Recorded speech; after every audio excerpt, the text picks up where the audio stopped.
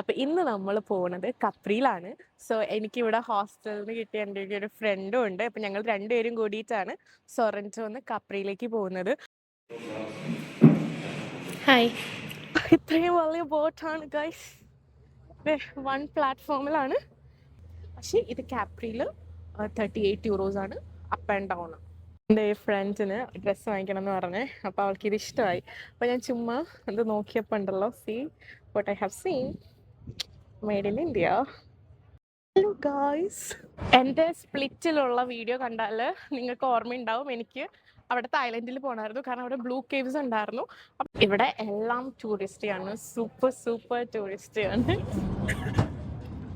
നല്ല മേലോട്ട് പോകുമ്പോൾ നല്ല വ്യൂ കാണാൻ പറ്റും കേട്ടോ.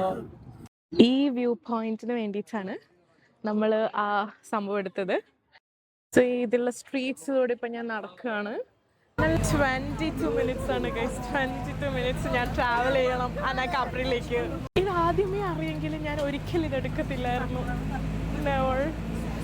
എല്ലാ ബിൽഡിങ്സും ഒരു ഓഫ് വൈറ്റ്, ഒരു ലൈറ്റ് യെല്ലോയിഷ് അങ്ങനത്തെ ഒരു തീമിലാണ്.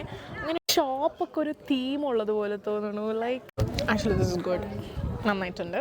നല്ല ചീസും എഗ് പ്ലാന്റും ഫില്ലിങ്സ് ആണ്, കൊള്ളാം. Trust me guys, this is beautiful.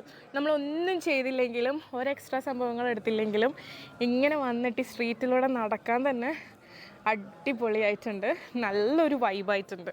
ഒന്നും കൂടെ നമ്മളിവിടുന്ന് ലീവ് ചെയ്യുമ്പോഴേക്കും we can see the view. ഇവിടെ ഒരു മാപ്പൊക്കെ ഉണ്ട്.